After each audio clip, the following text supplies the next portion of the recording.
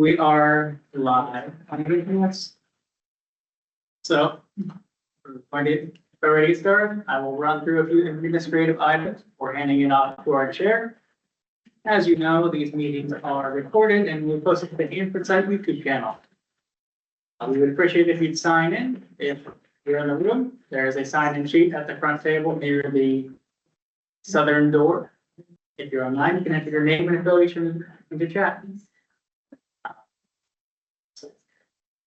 A new feature or a returning feature, I don't recall. We have write-in name tests that will let our presenters know who they're speaking to in the room. If you'd like to grab one and display your name proudly. And because we have a lot of people attending online, if you direct your conversation towards the center of this room, these owls, the eyes and ears of our online participants. It'd be a little interesting, a little strange when you see their faces over here. And I think that's about it for you, Tom. One other thing about the owls is they will pick up all sidebar conversations. So if you want to have a conversation with someone that's not intended for the public, maybe go in the hallway. Welcome, everybody. We've got a really fun agenda to go through today. We have a much anticipated presentation from PNL on some deep Vadose studies. We've got our second annual apron chat, where we're going to go through all over the site and just talk about cleanup and what's planned and what isn't and all that stuff. And then we'll have open forum, which is everyone's chance to take a little soapbox and talk about what's important to them, see if there's anything that comes out of it. And then we'll round up the day talking about our next meeting tentative plans, based on the workshop we had, was it last month?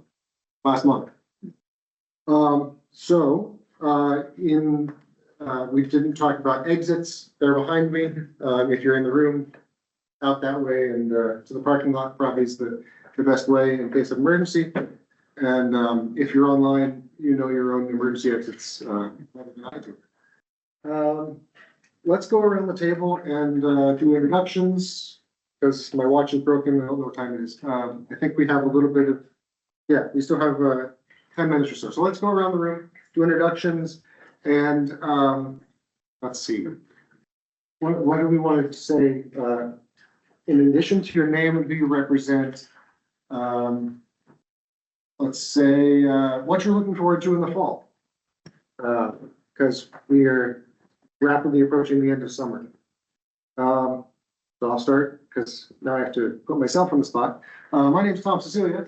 I represent the Oregon Department of Energy, and I am looking forward to not having to use air conditioners.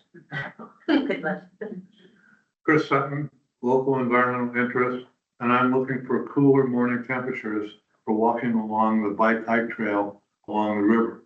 So I can get home without having lost 10 pounds of sweat. Rob Davis, I represent the city of Pasco. I suppose Halloween's coming up from the grandkids. Looking forward to that. Hi, I'm Pam Larson. I represent Denton County. And tomorrow morning at 6:30, a taxi picks us up and we are headed to Fiji for a week at a scuba diving resort. It's Very cool. With 10 of my husband's dive club. They're very excited. What's up? See. Jerry with Harvard Northwest, and I'm looking forward to going down to the Pendleton Roundup tomorrow. Susan Coleman, public at large. I'm just looking forward to the change of season. Indeed, Amy Conlon, TNNL, maybe good pumpkin pie. Laura Fulfield, got my house support. Looking forward to the autumn colors. Megan Tripp, DOE, DDFO, football for one, and fall means that Christmas is coming, so it's my favorite. Patrick Conrad, HMIS External Affairs, repeat what some people have said, fall weather and soup season. Josh Patnott, support the facilitation team, and like many others, what I look forward to in the fall Here's the change in temperature. Annie McCartney with EPA and looking forward to cleaning up my garden at the end. Roberto Amijo with MED as well. Looking forward to getting with them. Rich Bloom, City of West Richland, looking forward to spring.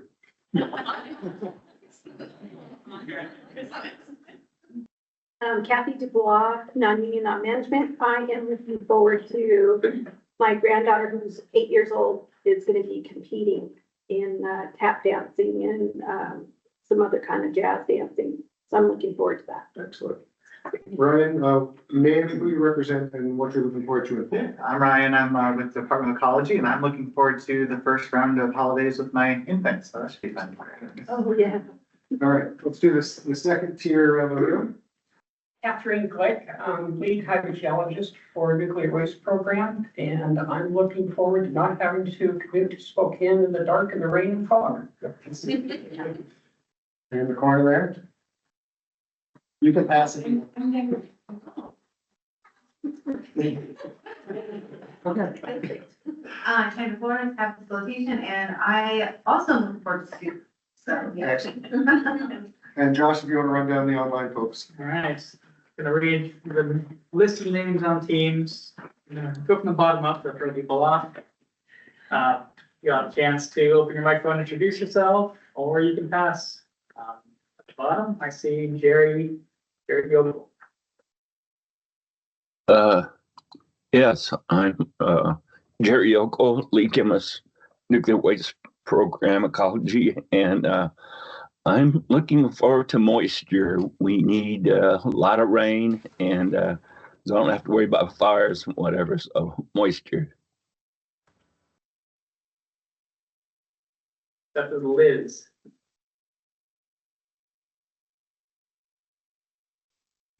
Hello, I am Liz Matson with Hanford Challenge, and I'm looking forward to the book that we're reading at night with my kids and finding out who the thief is in this mystery we're reading. Larry. Good afternoon, I'm Larry Brandt, public at large, and I'm looking forward to getting a life after HAB.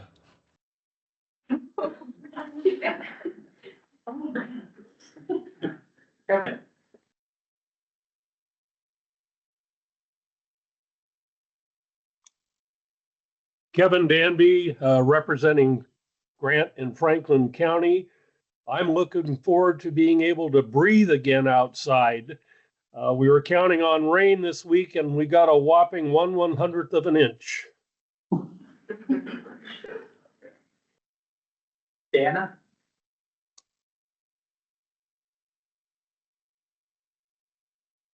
Did you call me? I did. Yes.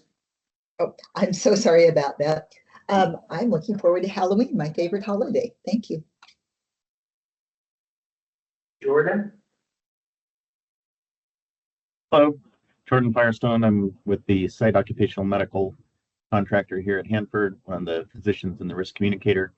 And this fall, well, it's a stepping stone towards winter. I love to ski, so I'm looking forward to the snow coming back.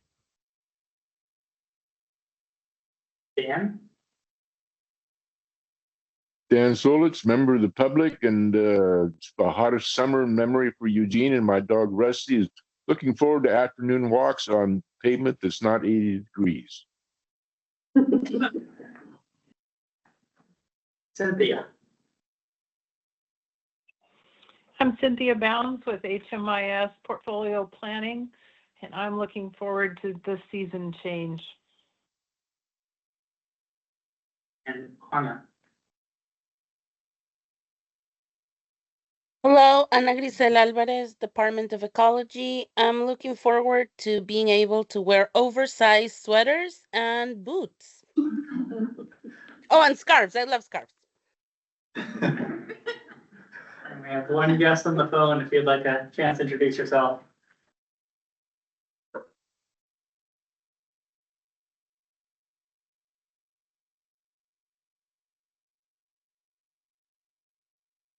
With that, I think we've rounded out our introductions.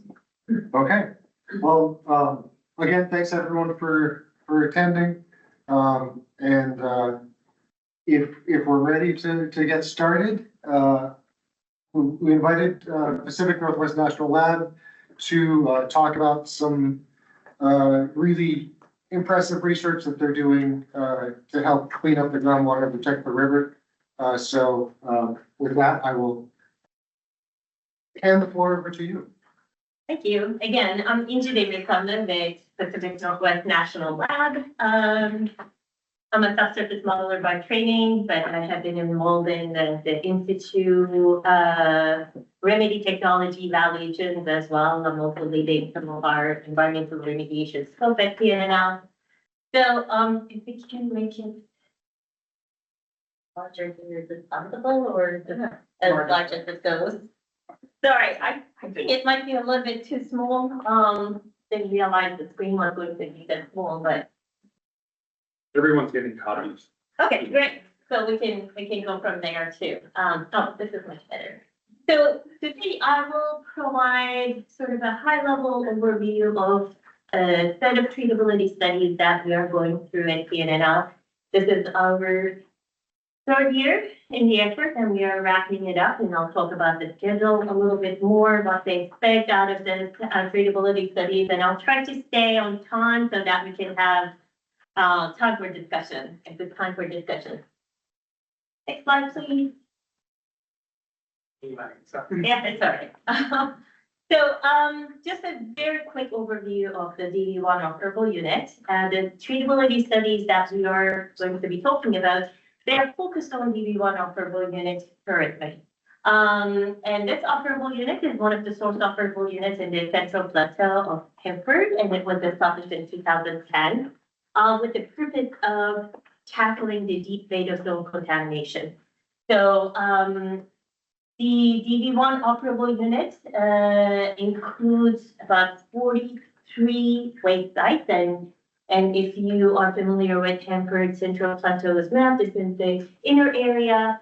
So we are talking about some waste sites at T complex, F complex, and B complex, and I'll look at those in a little bit more detail in a second.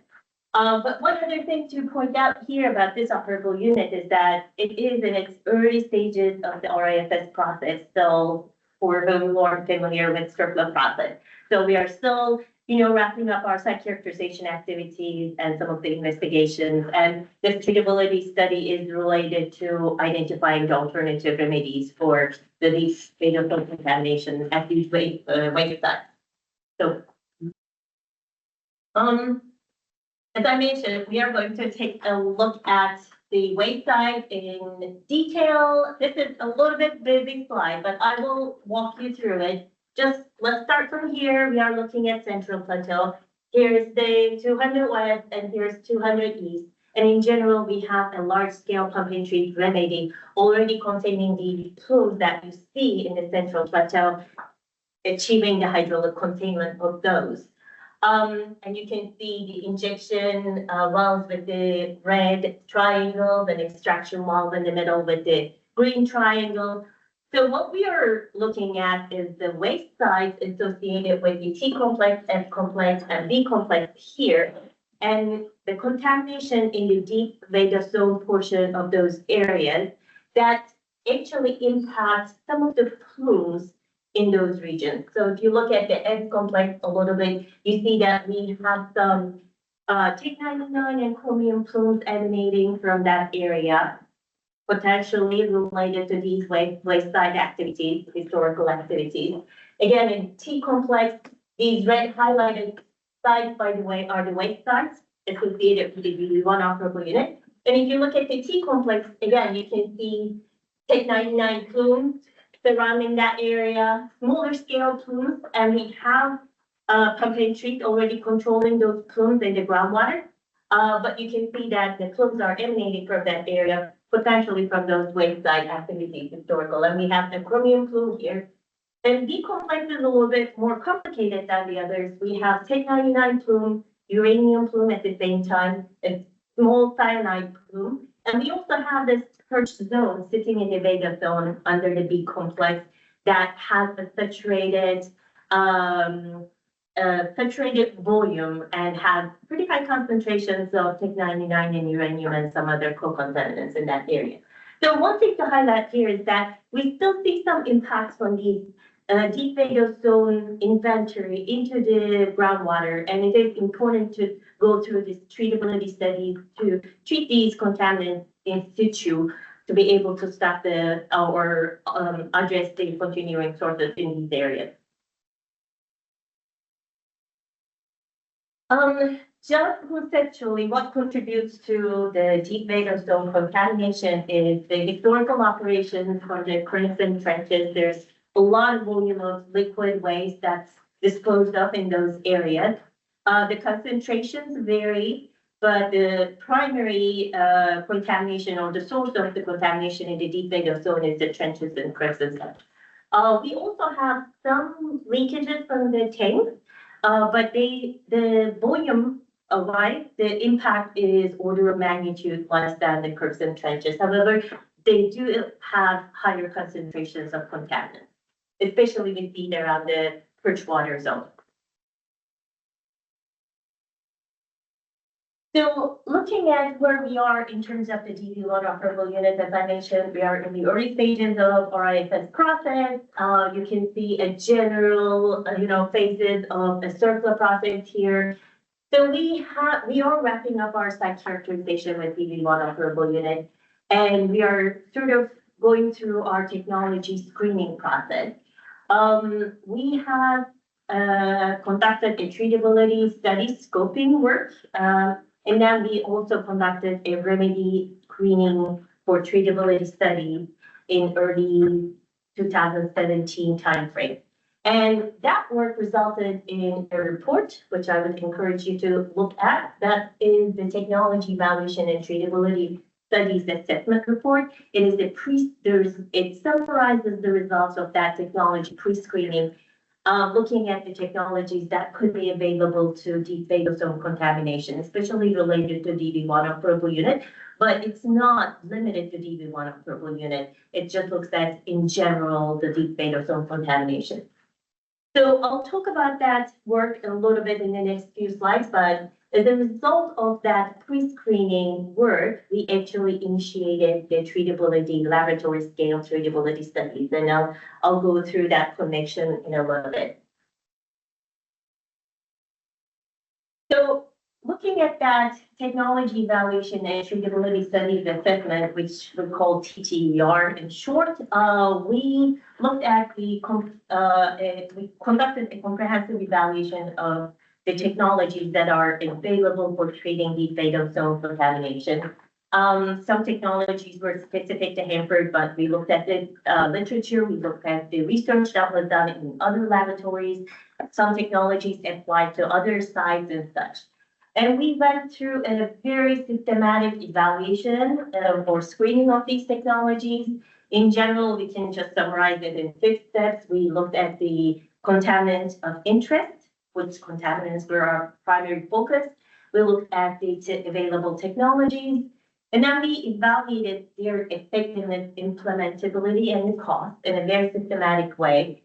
And then we looked at the technology maturation, whether it's potentially applicable, but there are some gaps associated with those technologies.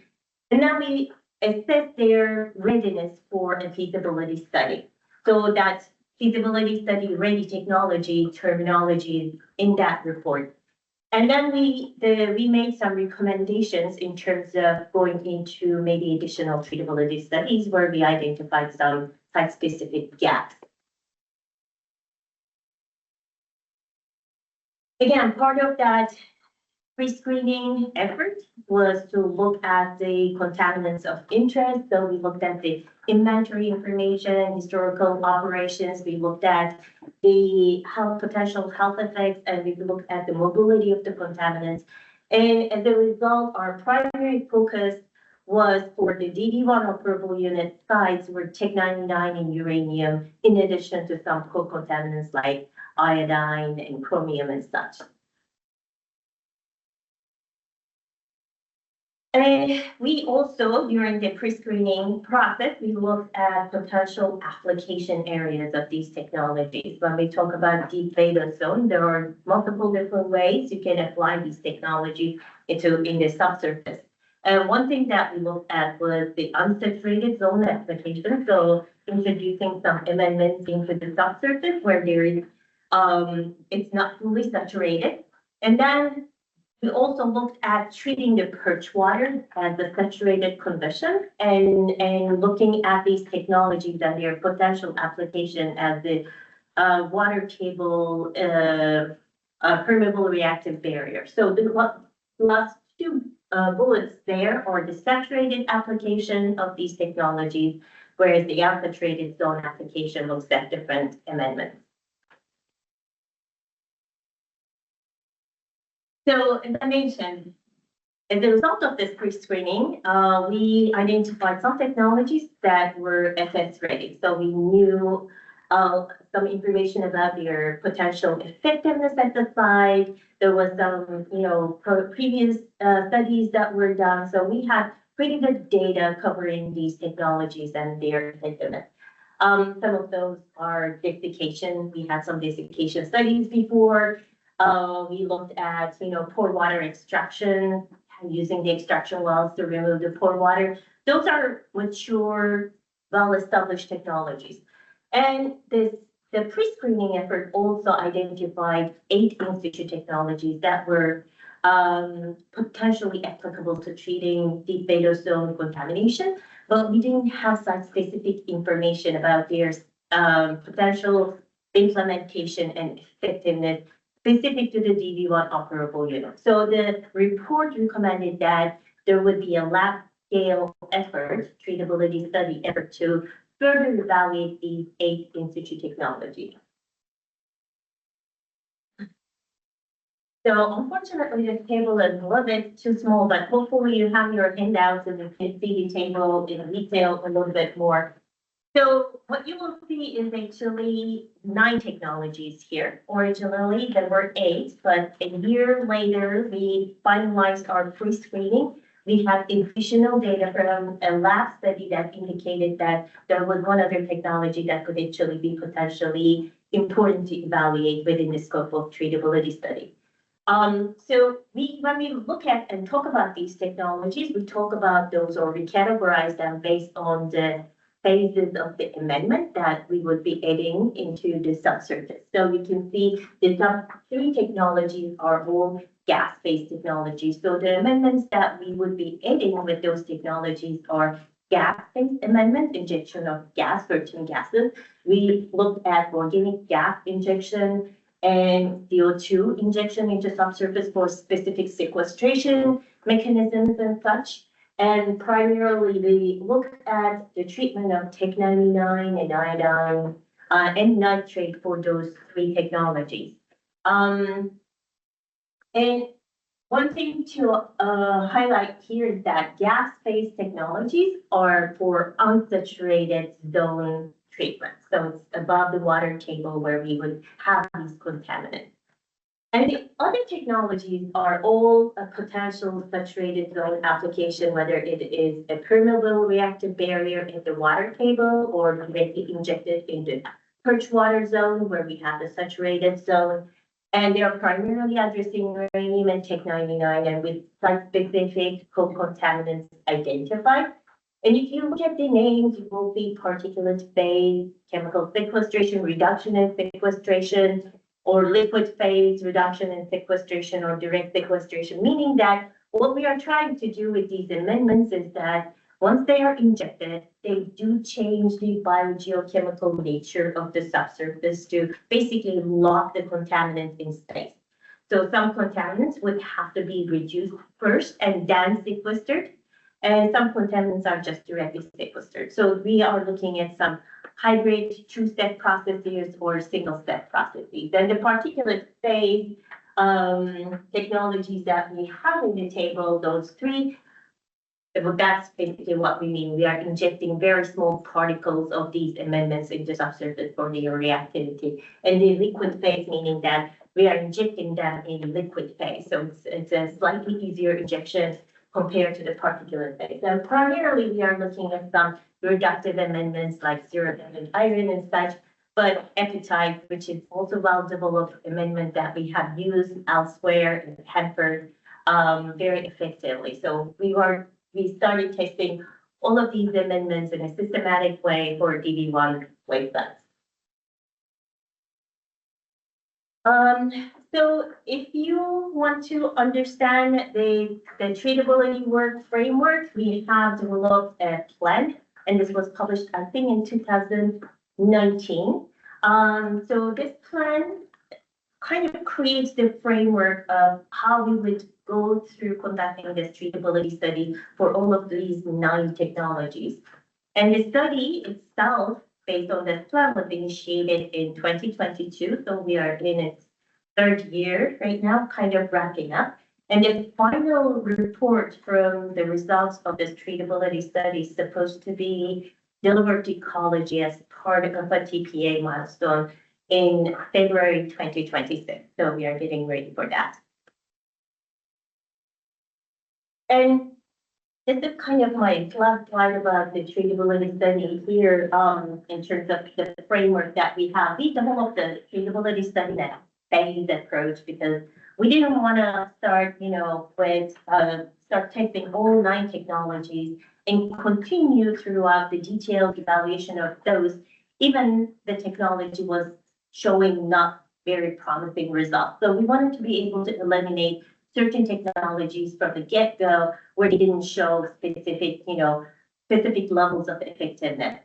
So we call this first phase a proof of principle phase. These experiments are simpler experiments, mostly designed to sort of see the bulk effectiveness of the technology. So you're basically looking at technology effectiveness in an ideal situation. And where we didn't have much effectiveness, we eliminated some technologies, and then we moved on to 2nd and 3rd phase of evaluations. Those kind of conducted simultaneously at the same time with the same experimental setting. But in these later stages of the treatability study, we wanted to understand the actual mechanisms of effectiveness. We wanted to we want to be able to understand the rate of transformation of the contaminant into immobile or sequestered form. And we also wanted to understand the longevity of those end products that we were getting, because you don't want to treat the technology, implement the technology, treat the contaminant, and then later on in a year understand that, well, it was a very stable form of end product. So we dedicated a lot of effort to looking at that end product stability and longevity. And again, we will be producing or releasing 2 reports associated with the whole effort, and they are going to be released at the same time. The phase 1 report is going to be summarizing the proof of principle phase, the step. And then phase 2 report is the actual deliverable for the milestone, where we would be going through the detailed evaluations of the actually effective technologies with some recommendations. Yeah, just some pictures from the experimental setup and work that we have done. And these pictures were taken across the time frame of 3 years.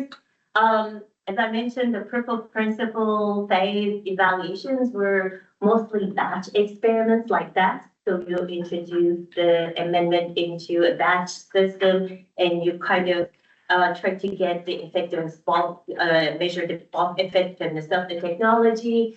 We synthesized some of our amendments ourselves, like tin epitide is something that's not commonly used. It's out there. We knew its effectiveness, but we had to synthesize it in the lab to be able to test it for this treatability study.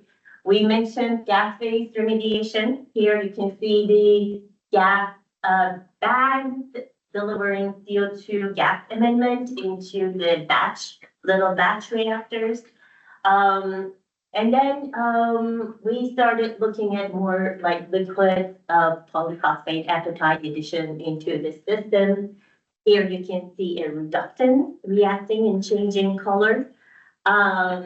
And finally, when we got into the phase 2 and phase 3 level evaluations, we moved from batch type of experiments to more column type of experiments where you could actually measure the rate, you can look at the longevity of the end product, you could do leaching studies and such. So here you see a picture of a column right there.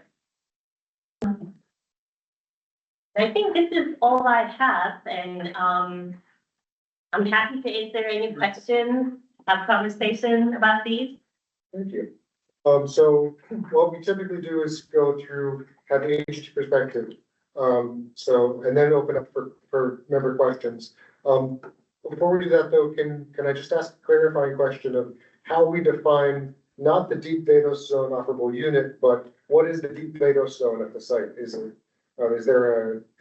It is defined as the part of the Vadose zone that you would not be able to apply in surface remedy like excavation. So there is a certain depth to separating the Vadose zone contamination that could be excavated and treated with surface methodologies, but then below that, then you wouldn't have that much option to do anything from the surface. You have to take a look at the in situ remedies and things like that. Okay, so this research would be like the only game in town for remediation of this stuff. You can't dig it up. Well, there are a lot of other efforts, people, across the country looking at different technologies, but we have collected all that information and as I mentioned, we screen those for their applicability to the site. So this is a very comprehensive list of technologies that would be applicable to the waste sites that we are talking about. I would be surprised to see something else out there right now. So we want to start with. Okay, so clarification from ecology, generally 30 to 180 feet below grade. That's a pretty big area. Start with DOE. Any comments? Yeah, I don't have any comments. We've worked pretty closely with NG. I'm Naomi Jaski. I'm the division director for soil and groundwater. So we worked very closely with NG and team on this and come a long way. And we're very excited for the report to be done in February. And Jason, did you have anything else? No, when I speak later, I'll probably into a little bit of it too and help. So that one. Excellent. EPA, see you're here. No specific comments. Thanks for the presentation, and we're also looking forward to the report and the applications of using these same technologies for other operable units too. I was gonna point to Catherine and Jerry online if they had any comments for us. Do you guys have anything? So Catherine Glick, hydrogeologist. The last time that we had a presentation on this was May 2024, as you were getting kind of going from the lab desktop to home studies, practical That's right. applications. So, I try to be patient. I'm eagerly waiting, to see, what the report is. I would like to, as you get closer to February and having this done, to maybe have another presentation either to the HAB or to ecology. That kind of walks us through the findings, because this is going to be a very detailed report and a lot of chemistry and a lot of geochemistry and, formulas. And so, I would look forward, or I would ask consideration for a walkthrough. Yeah, absolutely. I think that's a great idea, and we have been talking about how to walk through the work and the results as well. So the report is on track, and you will definitely get it. But we definitely can support some of those discussions with additional briefings and such. And as long as I'm asking, we have put in a request through the EMM meeting to have you do this similar presentation to our groundwater team meeting in October. It's a different forum, a lot of ecology staff, a lot of stakeholder personnel who don't make it to the HAB meetings. just to give everybody again, an update, touchstone, sort of, where are we in the process? And so maybe after you're done, we can find a moment we have a tentative date and we'll do that. My last question is the treatability studies that you are doing. None of them really rely on a continuance of a pump and treat program. It's still working on fixation within the Vadose zone to reduce migration. Yeah, that's a really, really good question. So yes, they could be implemented, well, when they are implemented at the water table or perch water zone, you have to consider for the distribution of the amendments in a subsurface, introducing those amendments, you have to consider the hydraulic factors, and pump and treat obviously something that we would have to plan for if it is operational. But if it is not at that point in that area, it doesn't matter. We are looking at introducing these amendments into water table to inject them as a reactive permeable barrier. So it would intercept the continuing sources at that location. And for the perch water, we are looking at distributing it as effectively as possible in the saturated, layer, given that perch water's hydraulic characteristics are very different than other places. And the reason I ask about the pump and treat is that facility, as robust as it is at the moment, was implemented for ZP1 and has been expanded to UP1 and now BP5. My understanding is it's set to currently expire in 2037. And if we're looking at Run is 2037. Okay. The facility's like kind of. Yeah, but it's just, I hear in a lot of the tank programs in Vadose monitoring, that we don't really care about leak potentials and leak detection because we have groundwater from the tree. And, I'm considering, that's not the best Band-Aid to cover over everything, in reliance on that facility. And so I'm wondering, in your application, are you designing criteria for groundwater control that may be necessary? Or if you're doing, groundwater, interaction as to what it might take to contain or control this injection? So a groundwater containment would not necessarily be part of how to, look at the amendment injection or the amendment's effectiveness, like in a treatability study. But I'm sure there will be evaluations of the plumes that are still in the groundwater, in the time of potential rod timing of 2037. And so, yes, from the containment purposes, hydraulic containment purposes, and the central plateau, pump and treat is pretty effective. Thank you. So, just for logistics, the HAB has a pretty, full schedule for the next year. So maybe this could be a presentation to ecology that HAB members are invited to instead of trying to come back to the HAB.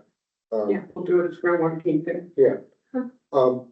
Thanks for the presentation. Really great to see the work that is going on to clean up the site and, really make sure that we have the best technologies available. I recall back in 2018, 2019 timeframe, there was going to be a field scale study of, I think, injection of ammonia to sequester some stuff, and it turns out that there was a potential that it actually could have mobilized. So Yeah. with the column test, are you actually using soils with the chemistry from the site? Yeah, that was the main focus of the treatability study, to achieve its site specificity as much as possible in a lab scale. So we did use sediments from the waste sites that we were evaluating. And we did look at the co-contaminant concentrations, our concentrations in the experiments. They are all somewhat based on the evaluations of the concentrations, potential concentrations that we have. So we try to achieve the site specificity as much as possible. But these are lab scale experiments too, so no actual flow conditions or actual conditions of the site, those still might not be the same. So what happens normally with the treatability studies in general is that we do go through these lab scale work, and then there are sets of recommendations coming out of what we see from the data, and column studies that are the methods that we can get as close as possible. So based on those recommendations, potential path forward here is to have field scale demonstrations. And what you were talking about for the U8 crib with the ammonia injection was at that stage, because we did see some, effectiveness in the laboratory. But what happens before you actually inject the amendment in a field experimental or treatability study, you drill your borehole to be able to, inject your amendment and test it. But then you take site-specific sediments and you do your pre-screening one more time in the lab, and then you go forward with the treatability study in the field. And that step is very critical to better understand the site effectiveness and maybe even tweak your experimental procedure for the field and things like that. So that was the stage where we sort of saw that the site-specific conditions at U8 were a little bit more acidic than what we actually expected.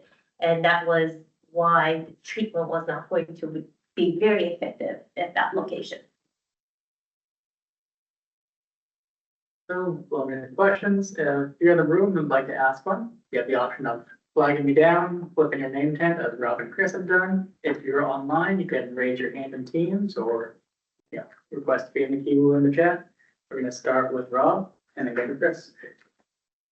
Great presentation. Thank you. I know a lot more now than I knew before, but let me ask some other tough questions.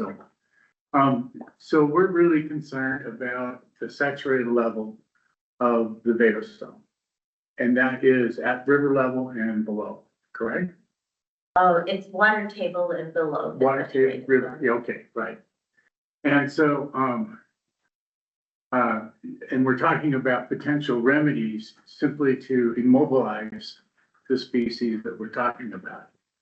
So injecting lots and lots of, if implemented in toto, it would be injecting lots and lots of chemicals into the deep Vadose zone to be at a place where it combine chemically and do its function of immobilizing that radionuclide or that bad actor. And so there was other efforts to use electrochemical methods that did not involve all of the injection aspects, where the anodes would go into the Vadose zone and be tuned to attract the electronegative. But I know that part of that was a very complex, and it's not simple, like putting a lot of liquid down into a hole. Right. So the question is that your method is going to be so dependent upon knowing exactly where those plumes are and where the highest concentration is. How are we going to do that without, how is that going to be accomplished? That is a really good question. So we have done some characterization work already that's going to be wrapped up with the RI process in the DD1 operable unit. So we have some information about the contaminant distribution in the Vadose zone in those areas. And we will have to, also rely on the borehole drilling and getting that pre-screening done prior to actually field testing. So the field testing is going to be an important step before we go and implement these technologies. And that's going to be also important in terms of understanding how much of an amendment we would have to be injecting and what the geometry of the, let's say, permeable reactive barrier would have to be like. But we would have to cover a certain amount of area to be able to capture the continuing sources from Vadose zone into the groundwater. And Yeah, I mean, it is hard to exactly say where the contaminant is going to be, but the field testing is going to be important in those areas. And then our field testing is into the deep Vadose. deep Right. enough to be It has to be at the location where the technology will potentially be implemented, so that we exactly know what the subsurface conditions are, how to inject, what the effectiveness is going to be like, how to monitor the effectiveness, and also monitor the, after its implementation, monitor the groundwater to see there are others, if there are other sources. If there are other sources, you will see it an impact on the groundwater too, so. Great, thank you. Chris? Yeah, I have 4 comments, questions. In 2006, 2007, 2008, that time frame, Fluor, who was site contractor at that time, funded the PNNL geochemistry group to do a deep Vadose zone study below ZP1 and to look at whether transuranics or uranium, could they migrate through the deep Vadose zone and reach groundwater? Well, we knew uranium could, but it was the transuranics. And PNNL did some laboratory studies there too. Are you familiar? Have you seen those reports? Is there anything in those that could be of use? All of those reports were part of the pre-screening effort. So if you can go to TTR document that I covered here, that also includes a lot of those technologies or the information related to the previous studies in the screening process. Well, in particular, they did a lot of KD studies looking at absorption, desorption, and I think they did some leach tests. And that data is out there, and I'm wondering if any of that would be useful or available to studies that you're performing now. Absolutely. I'm pretty sure we did look at all of those reports, but I can go back and take a look at it and come back to you on that. The TTR should have all of that information. And if you need the data, we are looking at the past reports to understand the site-specific conditions, information. Our experiments are designed based on a lot of the stuff that we know about the contaminants from previous I don't studies. remember the name of author anymore, so I apologize for that. No worries. The other thing is, when we did in 2017, 2018, maybe 2016, when we did our sampling through the deep Vadose zone, we took a lot of full core samples through that zone. Are your treatability studies using those core samples? Yeah, we have gone back to all the inventory of cores that we had, and we're able to, identify the site-specific sediments from the cores. We have a library of cores at PNNL, and our site contractors have their own cores as well. So to be able to achieve that site specificity in these treatability studies, we have gone through all of those. And from the samples that were taken during the DV1 sampling effort, have you by any chance constructed profiles from top to bottom, contaminant profiles? That would be something that I think we'd really be interested in seeing. Yeah. Where the contamination peaks are. Is there any consistency with various hydrogeographic features? There were 4 reports that we published in the time frame of 2016, 17, 18, I believe, that summarized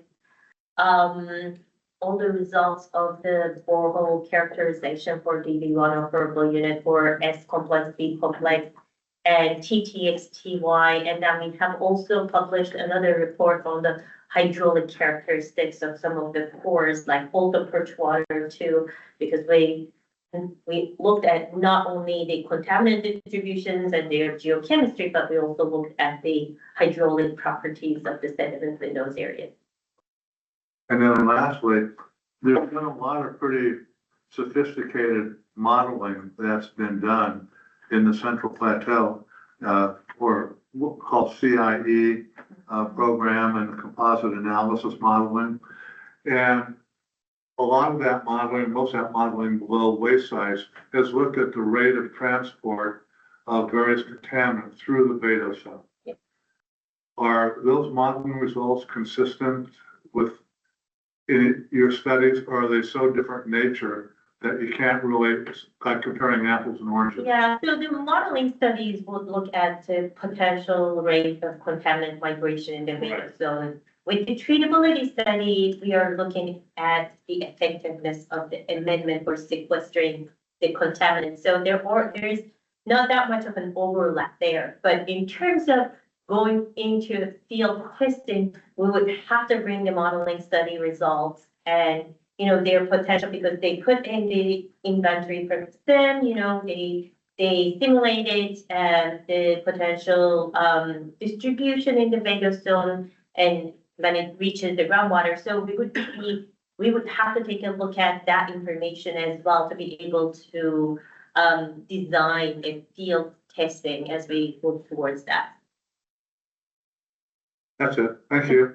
But those are really good questions. Real quick before we go to Dan, it seems like the results of this study could be used to feed the CIE to look at, you know, evaluation of what the groundwater is going to look like, assuming it works. Be more effective and implemented. That's right.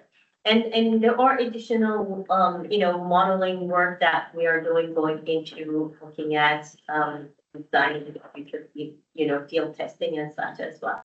So I totally agree. Modeling would be a very good tool. But If we have a question from Dan online. Yes, thank you. Did I hear you say that there was cyanide in the Vadose zone? And if so, what's the source and how do you treat for it? no, I mentioned in the groundwater in the big complex. In the groundwater? Okay. Just naturally occurring? I'm pretty sure it is coming from maybe BY crabs or some source, but we have a small plume in the B complex, under the B complex. Okay, well, thank you. Yeah. Yeah. So my next question, there is a uranium sequestration project with polyphosphate injection in 300. Is that, are the results of that included in this, or is that a separate report? Yeah, it is included. So we did look at all of those amendment injection operations at Hanford and elsewhere. And looked at potential, you know, the contaminants that they were addressing, where they were implemented during that technology screening process. So all of that information came to the treatability study because we just didn't know if the appetite was going to be effective as it is at 300, you know, the area at the DV1 waste sites, given the conditions are different, the data is different, and contaminants are different. That's why we identified a data gap for site specificity, and that's why we move a lot of different formulations of appetite into the treatability study, because it's very effective elsewhere. And we have a little question from Richard, and we'll go back to Chris. You keep using a word like you define it, effective. What do you envision as being effective? Yeah, we're not gonna stop this stuff. Oh. You know, some technologies can actually show pretty great effectiveness.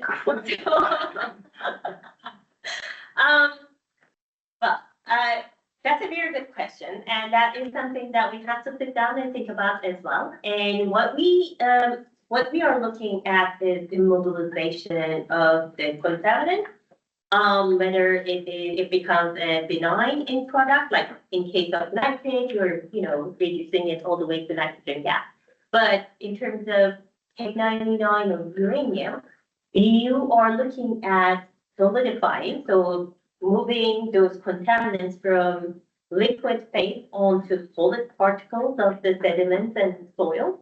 And then you're looking at, with the second step of amendment addition, you're looking at coating them in that solid phase. So you're basically let's say this is the, the soil particle and Tech 99 is, flowing around it. With the amendment, it just comes and attaches the soil particle. And then we're introducing an epitide, which is the mineralization, for mineral formation amendment. It solidifies and covers the Tech 99. And if epitide it has longevity, then that Tech 99 is not going to move back into the aqueous phase again. So we are looking at the percentages of that transformation. And when I talked about longevity of that end product, we are doing all kinds of different leaching studies to be able to understand, how much we are removing out of the aqueous phase. And then second,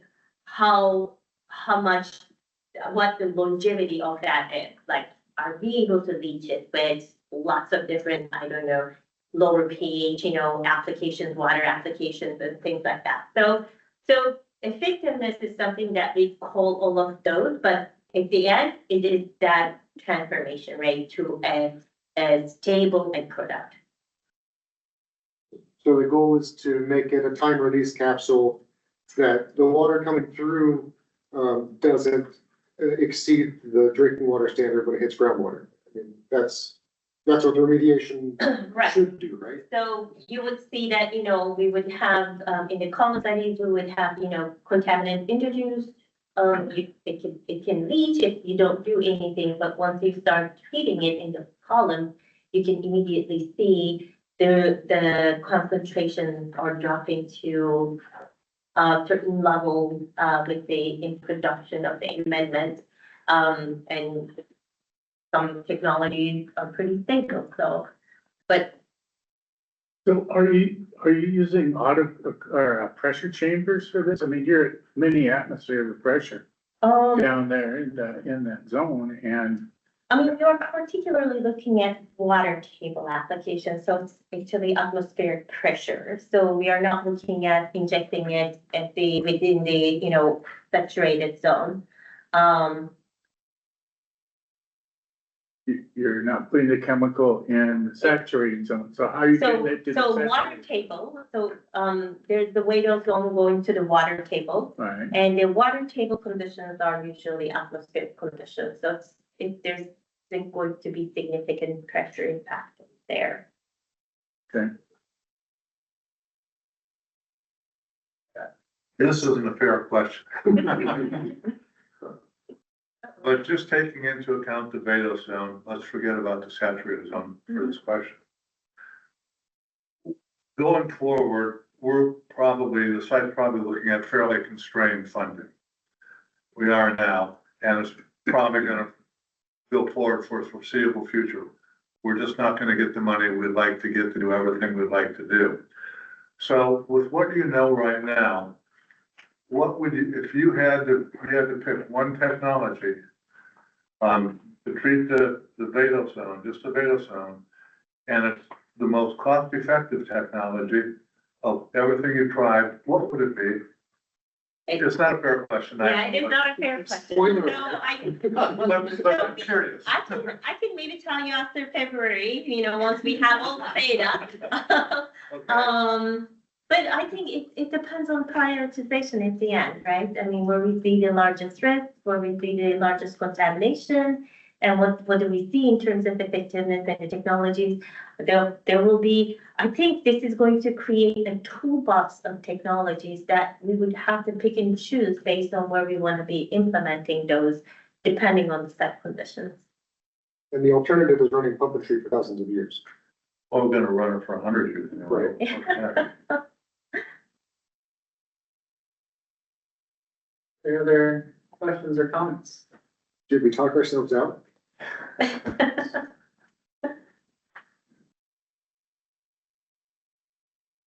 Possibly. Well, thank you so much for coming, and Yeah, absolutely. it's great to have P&L Right. engaging with the HAB, and Great. let's make it happen. Yeah, great conversation. Thank you for the question.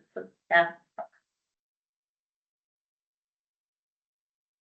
We're about 15 minutes even ahead. How would you like to proceed? Well, Jason, are you okay if we take 15 minutes break and then start You have 15 minutes. All right, so Can I let's, offer one quick thing, Tom? I have some staff that were planning to be here at 3, like one of our section managers. Okay. If we can try and keep it 3 for that topic, so they could help answer questions instead of there's ecology questions. okay, Same for EPA staff as well. We have this issue, not issue, we've dealt with this in their meetings, we just moved subcommittee business, or if you wanna talk about other things to waste a little time. well, I don't know if it's a waste of time. We can certainly, move some things around. Yeah, Um, we can still break, but then while we're waiting for people to get here, we can talk about other things. Yeah, let's take, the next 15 minutes to talk, and then we'll take a break at scheduled time, so we're right on track. So, there's a couple things on subcommittee business or committee business, depending on who you ask. One of them is our next, agenda, which, our meeting is scheduled, next meeting is scheduled for November right now. We had a workshop at Hammer last month to talk about what we were gonna talk about. And, I don't have that in front of me. So Josh, do you recall what we put on that? I have a document that I've been developing, leading up to the meeting, to the minutes of. So what I put together is the results of that workshop by quarter. Every request the subcommittee made. So for November, CaRM was looking at his comprehensive cleanup negotiations. I want to have him brief for that. Typically ask for a standing item open forum. And then on the wider tab, they're looking for the cleanup priorities draft advice as a input from every subcommittee thinking about draft advice on her. So I wanted to check in with our agency friends because I understand that the comprehensive cleanup negotiations are scheduled to be wrapping up like a week or so after this. So is it worth having a conversation about preliminary stuff? Or should we try to find something else? Kind of looking at Jason. I think, Jason, we're tentatively on track to talk to the HAB on November to the committee about that topic. I think it would still be tight. Yeah, but we'd like, I think we're planning for it. Excellent. Yeah. So that's quote unquote locked in. Obviously, we have to get agendas approved and all that, but that's what we're on with. And then we'll be, talking about cleanup priorities. We do have, let's see how to say this. We started an issue manager team, last time we met, on ERDIF. Have to do some more steps to make sure that issue manager team can go forward and get on agendas. But, November would be the time where, if we can, I'd want to bring that advice to the committee. And the things we have to do first. In the interim, in order to do that, we would have to have a meeting of the issue manager team or two this month, or, so we'll have to figure out some steps there, but, there's potential that we'll be talking about advice then, as well. Those two things would be a pretty light briefing or light meeting, but we also have the, cleanup priorities advice to talk about there. But maybe one more light thing that we could think of. So to look ahead, because something else might be timely. So the next tab meeting would be January. If you have any advice to move forward to that, you want to look at it in November. Then you'd have February subcommittee meetings where we'll be following up on the grant negotiations, ideally going advice to the April tab. And a workshop, we identified a couple briefings related to the WESTA and the 200 IA1 feasibility study. And we also requested something on the fast flux test facility. So if something there could shift backwards. So we would be potentially starting an issue manager team in November based on the conversations we're having about the comprehensive cleanup milestone negotiations. So that would be something to think about. And Ryan, how, November? Is that too soon to talk about the revision 9? I don't have any dates right now, but I know that we're working to try and get dates that, as soon as we get them, we're gonna share them with you guys. I know that the team's working hard to try and figure out what dates will look like, so. Apologize for always putting you on the spot. No, it's, you got to, you gotta do it. Okay. What about, the CERC 5-year planning? Could that be an informal discussion? 5-year, I think 5-year review. 5-year planning, yeah. November's probably a little early. Okay. And we can certainly talk generally about circle of 5-year reviews, but Yeah, That might not be a bad sort of primer on the process. that I think we could do. that's something that we can We accommodate. can talk about it. Yeah. Neither one of us are on the circle of 5-year review. Okay, Congratulations. Vegan, do you think that's something that we could ask for? Yeah. Okay. And if it helps, because the Circle 5-year review is more coming from EPA, I'll have to check in with Cass or Jeff, Yeah, but that would be something that we probably support directly. right. Yeah, that helps a lot more if you guys can just take that, we can Yeah. put that on the agenda, if you guys lead in it. I think we can convince someone. Yeah. I'm giving you away. He's not here, so we'll sign. Okay, so we have potentially, one piece of advice, TBD, one piece of, issue manager team we'd be starting, a light briefing on the Circle 5-year process and a heavy briefing on comprehensive cleanup negotiations. That seems like a good meeting. Yeah, so I'm gonna say at the 5-year review previews. 5-year review preview, yeah. So, another note about this, in the screen, did throughout had the things that were not accounted for within this quarterly breakdown that are also, that are in the work plan. Okay. So there's a 324 building shows up. Some of these, I believe, are being looked at in HAB meetings, like the true waste and transportation certification. And any of stuff that we just discussed. Okay. And the contact handle waste processing facility, that's an open comment period right now, right, on ecology? Which one, sorry? The contact handle processing facility? So the contact handle waste processing facility comment period specifically, I don't think that was ours. So we did have a comment period that was open on the outside storage area A, permit modification for closure, and that closed, that comment period closed 5 days ago. Okay. There's a notice of intent for a permit mod for the contact handle. Yes, I think Energy held, they held a public meeting on that project recently, and so that would be an energy comment period for the first half of it. Okay. And I'm not sure what their status is on that one. But I know that they're I can tentatively. give a little update on that if you'd like. Yeah, go for it, Dana. So we went ahead, sorry to interrupt.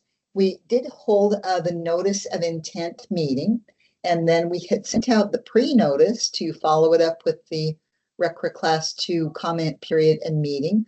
But in that time frame, the agencies made a TPA adjustment where they pushed out the final design phase from 2026 to 2029. And so everyone agreed that we still plan to build that facility in 2030. And if Dieter's on, he can tell us more. So no change to the schedule, but we wanted to make sure that the final design was in the materials for the public to comment on. And so that's what happened there. That was due on the 2026 and moved to 2029. And so that one is postponed. Thank you. Thank you. Thank you for that clarity. Thanks. I wasn't first. I also think that should probably be a lids topic anyway. Right? Because it's disposition. Right. It'll be a joint topic maybe because it's collection and disposition, I guess. Okay. So nothing on that one then. We'll wait for a year or so on that before we talk about it again. So. Yeah, that's what that format. What about the great things? So, but things aren't especially clear at the moment as to what will be available. As a concept, through together what we do know or what we think will happen for our agenda. Deadline for the real draft agenda would be September 30th. So we have a couple weeks to think about it and another week to review and play with it after that. There's going to be some crossover between CaRM and Liz. I'm targeting November 6th, Thursday, I believe. Okay. So same as requested, CaRM in the morning. Ideally, we can have our comprehensive cleanup negotiations briefing. We have a space for whichever other item conveals. Subcommittee Business, take a lunch around 11:30, and then do a joint session on the cleanup priorities advice. Get the input from each of the subcommittees. CaRM would break, and then we proceed with lids beyond that point. Okay, so if we did a short brief on the 5-year planning, 5-year review planning, and then a short discussion of potential advice if we get approval to talk about it, we could fit that in between 4 and 5, I think, or in that sort of general area. And given how, depending on what Liz needs out of this day, if something, nothing, they're gladly take up the rest of their time. Yeah. Okay. You said like it's a waste. Oh, it is waste. It's valid use of And time. quite a lot of advice pieces targeted for January, so somebody can utilize the workspace. Okay. I think that takes care of committee business for the meeting, unless there's anything else pressing that needs to be discussed. Let's take 17 minutes to break and come back at 3. I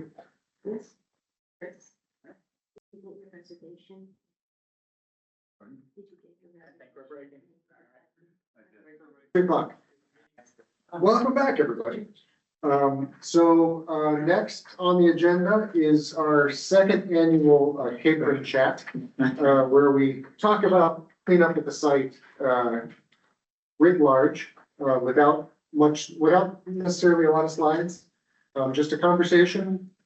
And last time was very valuable, and I look forward to this conversation. So Excellent. the floor is yours. Thanks, Tom. So, for those who don't know me, I'm Jason Capron. My role is as a technical advisor. I work for DOE HFO. The group I work with is the River and Plateau Division. And in a nutshell, River and Plateau is everything but the tank farms and WTP. So all of the soil cleanup, all of the groundwater cleanup, and all of the facilities cleanup outside of the tank farms and WTP is our group's role. And I just do a litany of things within that group. But what I'm gonna do today is Tom alluded to, give you a little bit of a whirlwind of some of the things that are going on. Some maybe they could be their own topic in and of themselves. Some maybe they could be if you were really interested, and really trying to leave some time for you all to ask me questions. But I do want to give you the whirlwind quick of a lot of the things we're working on from a River and Plateau perspective. If only just if you have questions or teas or interest, and then I can get into more detail based on where anyone has interest. So go ahead if you would to the first slide for me, Josh. Screen lag going. Oh, you're fine.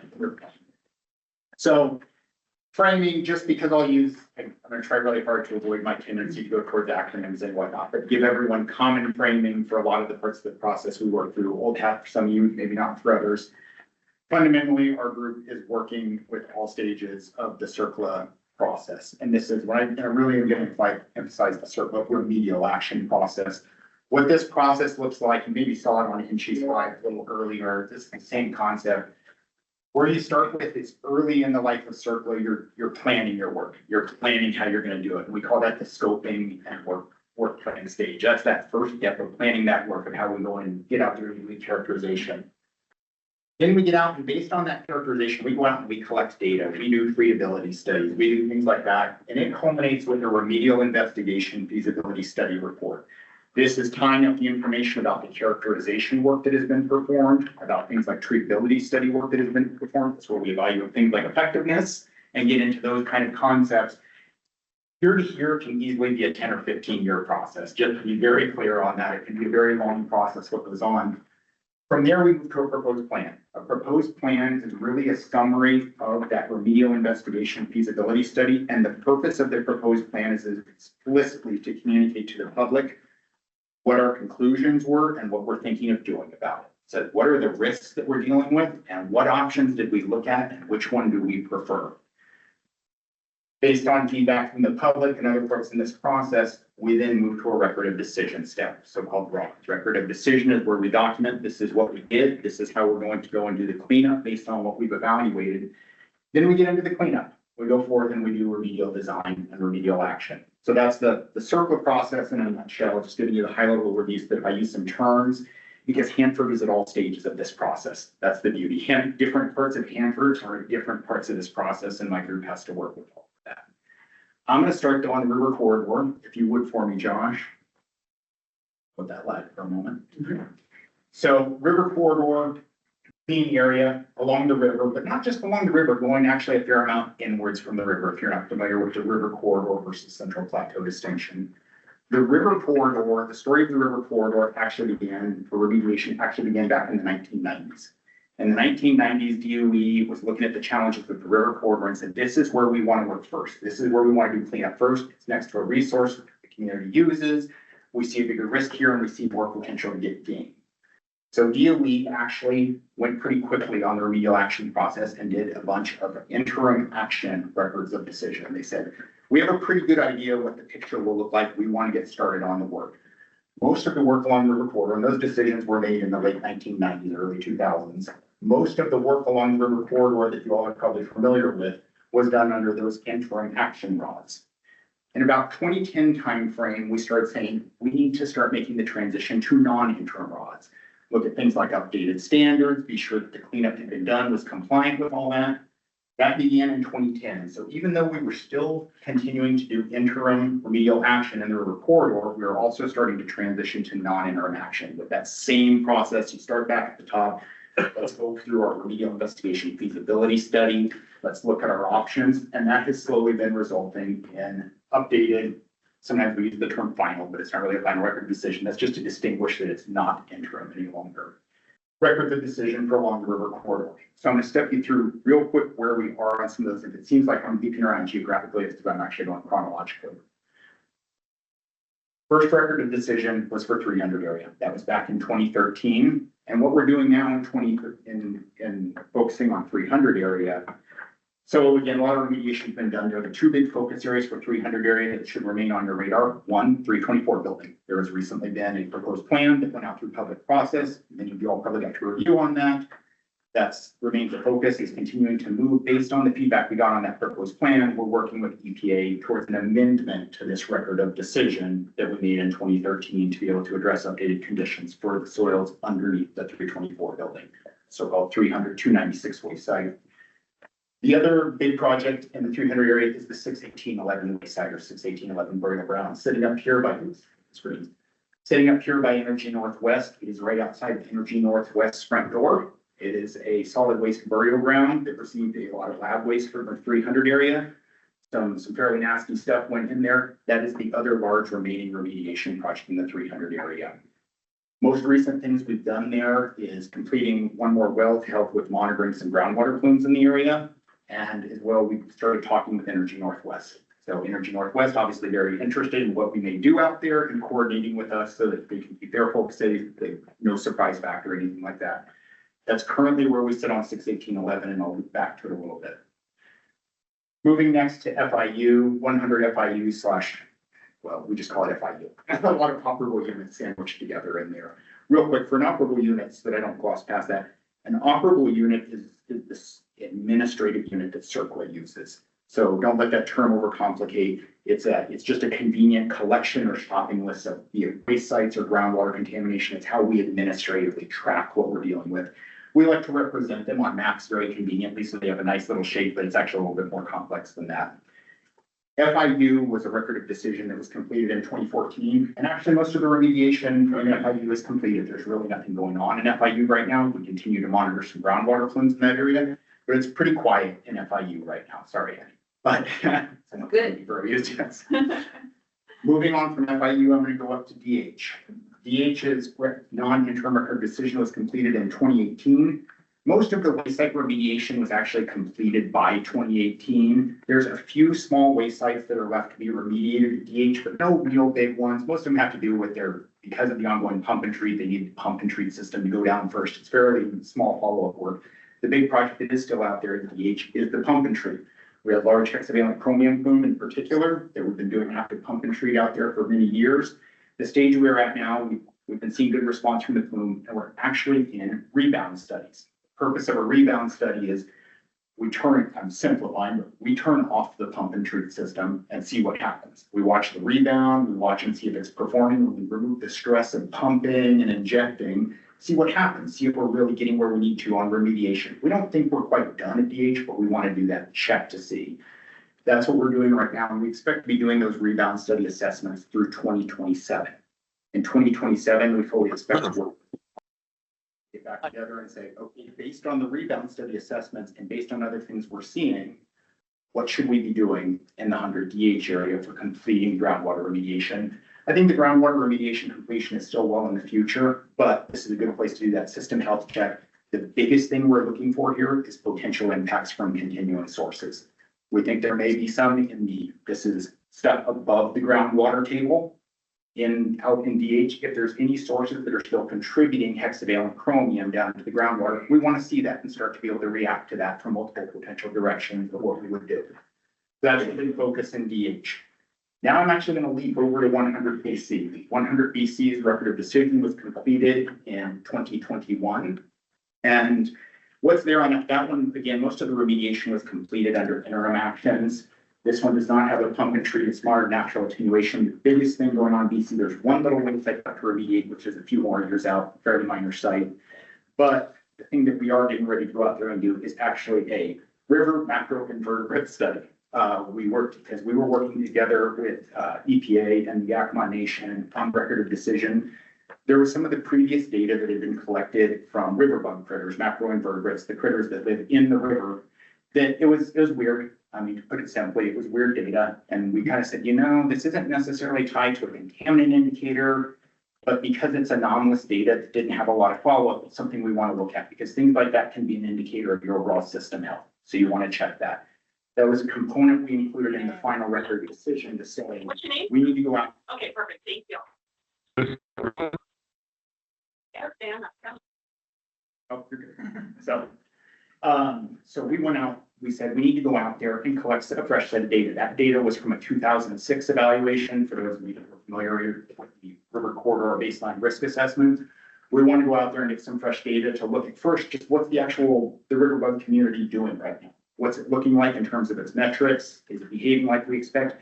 Based on that, we will react to that. Depends what it says. We could go one direction, do some further studies. It could look pretty good. Then we go a different direction. I expect we just actually did bids on that, and we got a pretty promising couple of bids back. So we actually are hoping to get out there on that within the next month. That's my hope.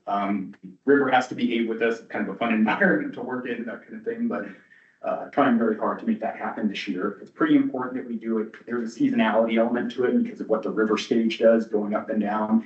Really kind of important that we get out there in the fall because the only other time to try and catch it is in the spring, and that's a real nightmare when water flows come down and things like that. So we're working really hard to get out there on BC. So checking my notes real quick. Oh, because I lost right over them. 100K and 100N. So K and N are the two areas that do not yet have a non-interim record of decision. And there's a very good reason for that. We were working towards records of decision for both of these. They had kind of come neck and neck. I've talked with many of you about them before, not the first time you've heard me say that. What happened was there was a change in the hexavalent chromium toxicity information.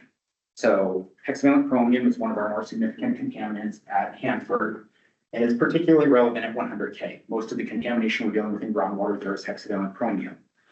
IRIS, the EPA's Integrated Risk Information System, which is one of our primary sources for information about how chemicals interact with human health, it updated some information related to the carcinogenicity of hexavalent chromium. Not an altogether unexpected change to the data, and research had been there for a little bit, but when it ended up being released was a little bit of a surprise. It was right as we were getting ready to go out with proposed plans for these two records of decision. So myself, EPA, Ecology rallied and said, what's this mean? We've had a change on something that could fundamentally affect our cleanup levels. This is a lot of how we calculate cleanup levels is based on the risk levels we need to achieve. This changes things. We need to pause and we need to reassess. And that's what we're doing for 100K and 100N right now. We said, this new information could really change where we're going with a remedy.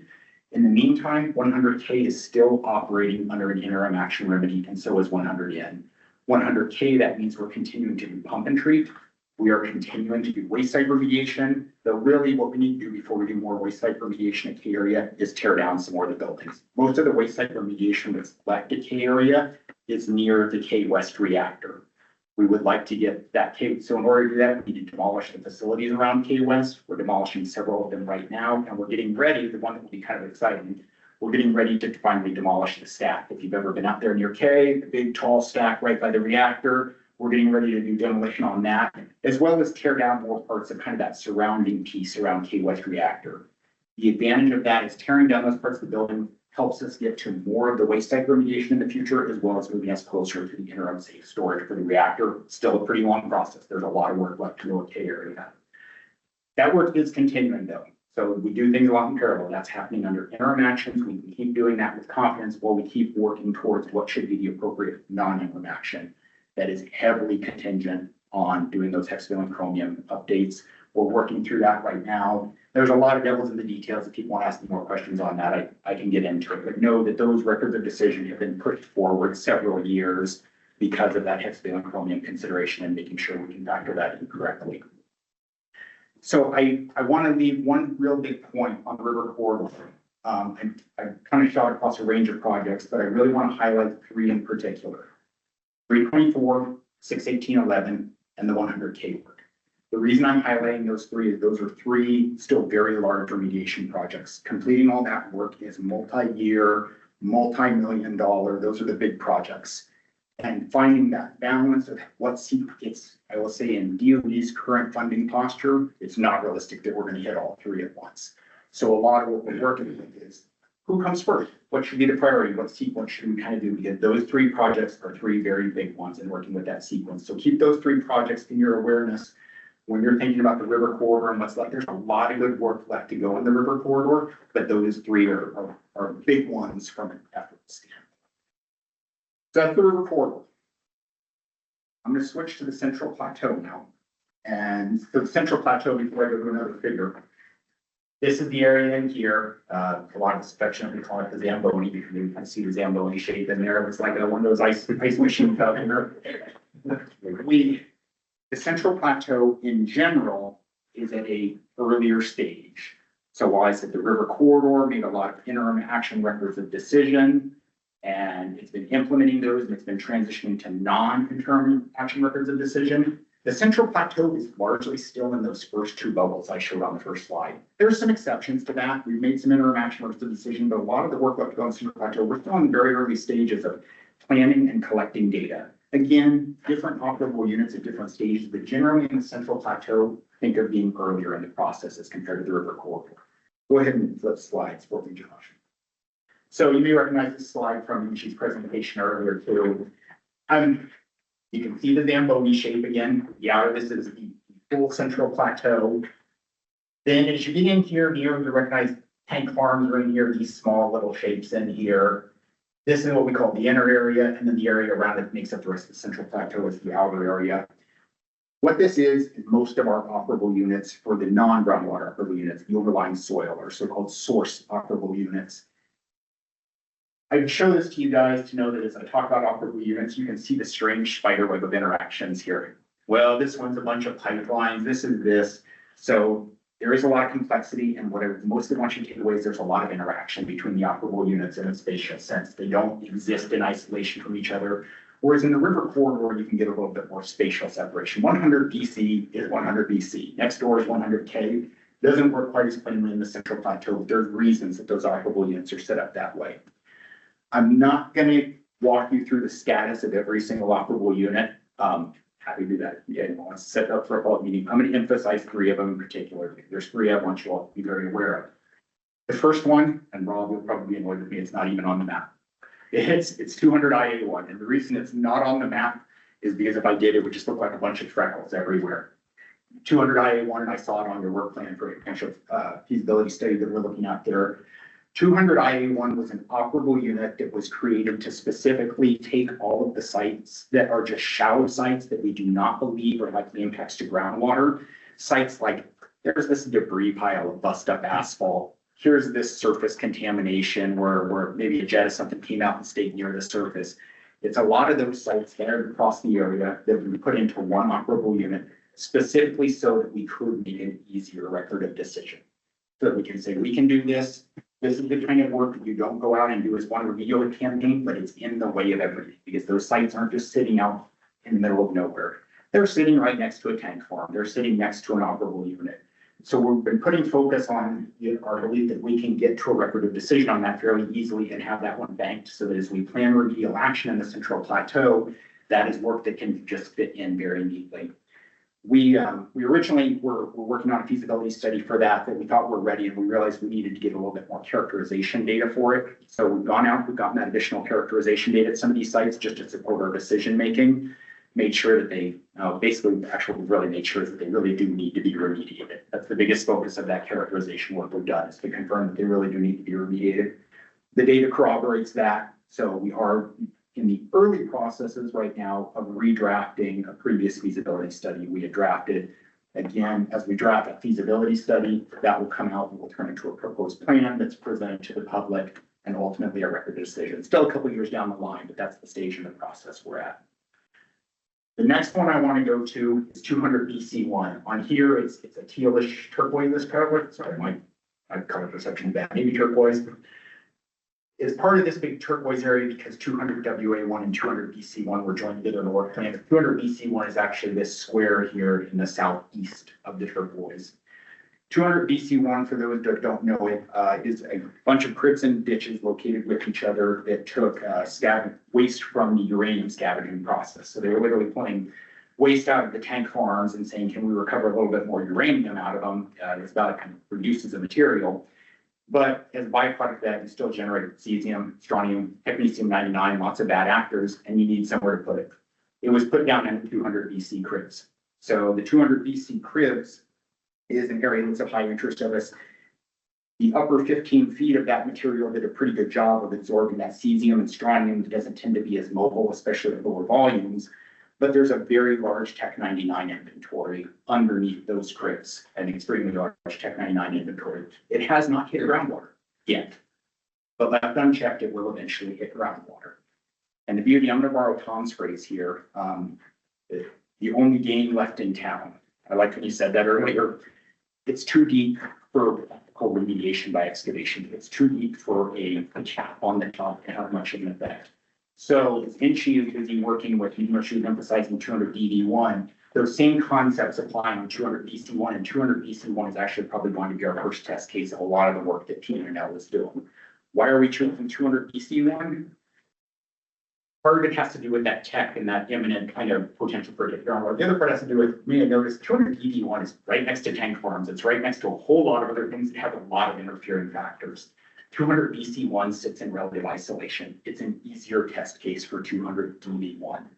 So we're going to use 200 BC1 for a lot of the work that's coming out of PNL that we expect to see for some potential recommendations. I don't know exactly yet. I need to read some of the report too, but expecting fully that we may see some recommendations for treatability evaluation that we would need to go out and assess, go to those actual field scale studies using 200 BC1 as one of those first test cases.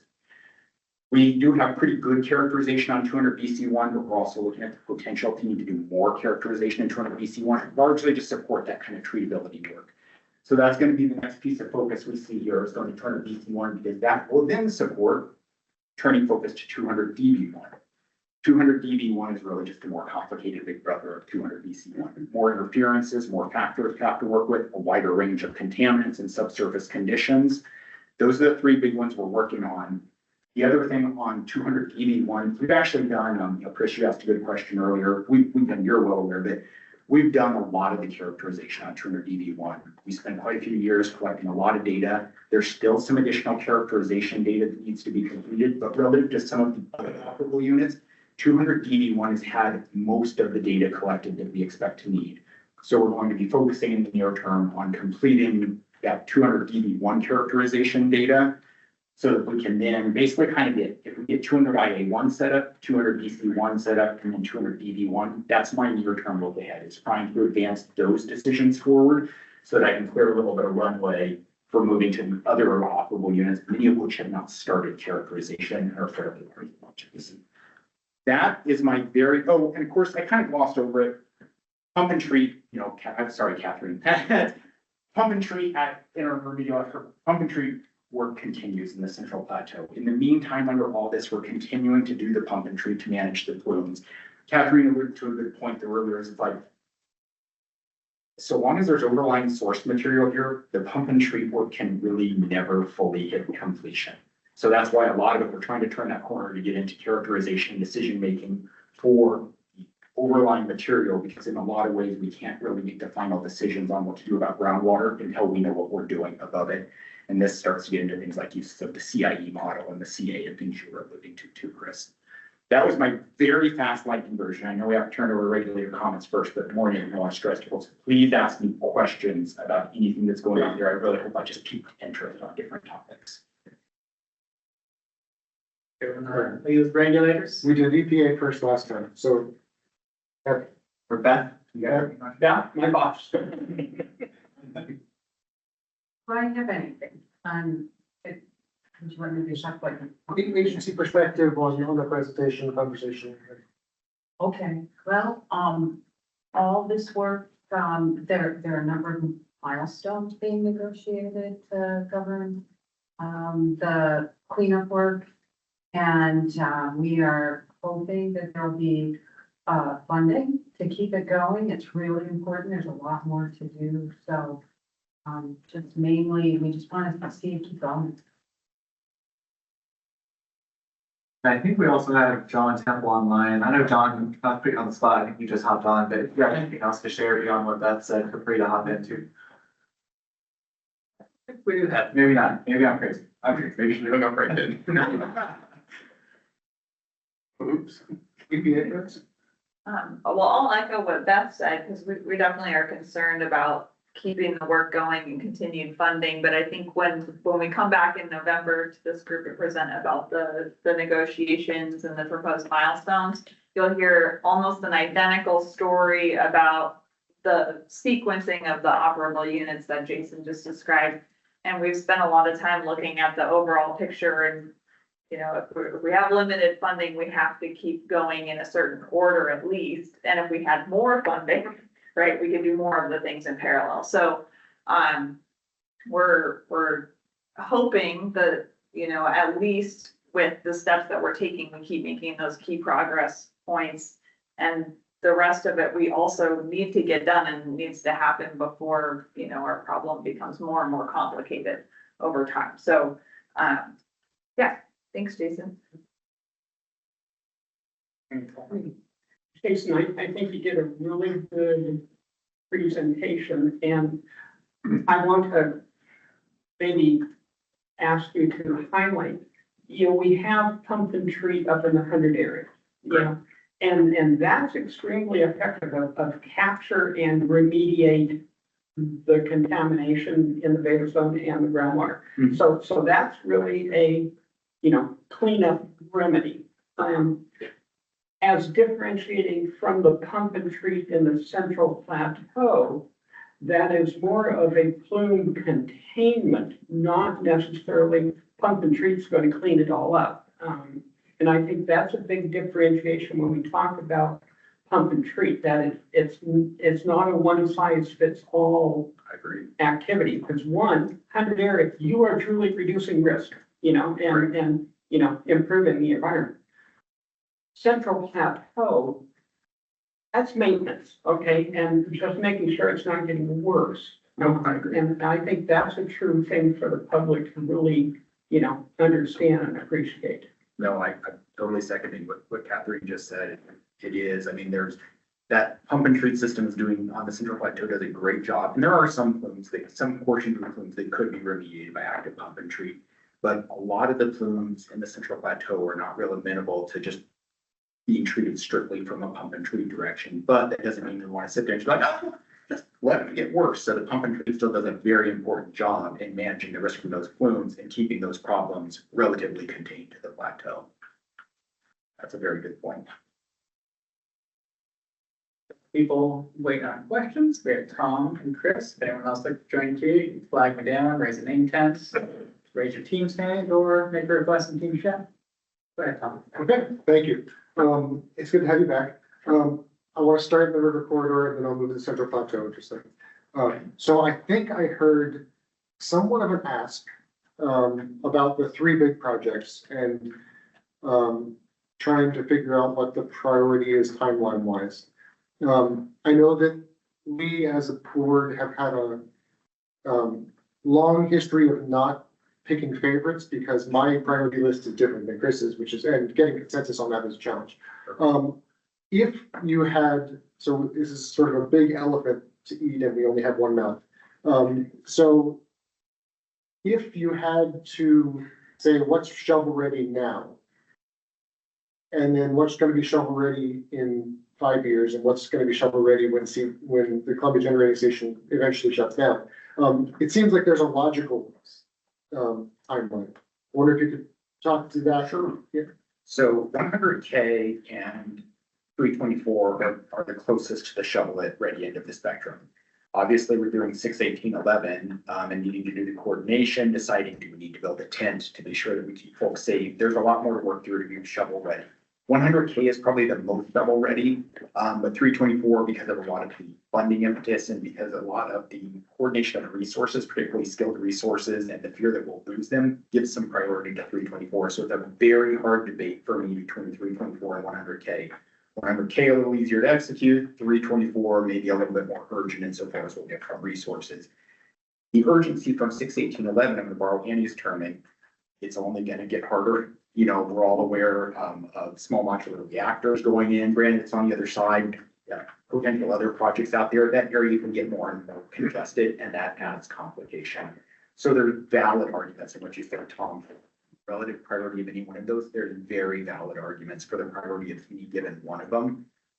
Where we are, I will tell you for DOE, where we're focused now, because the planning we've been doing is on 324 first in the sequence, but that's actually a big part of you will hear me come back when we come back to talk about the comprehensive cleanup is like defining what the best way to try and do that sequencing. With DOE is because these are all very large capital projects, they're difficult to pivot. The worst, the last thing we want to do is start one, jump to another, because it's an utter waste of funding to jump around like that. It's so much frictional inefficiency.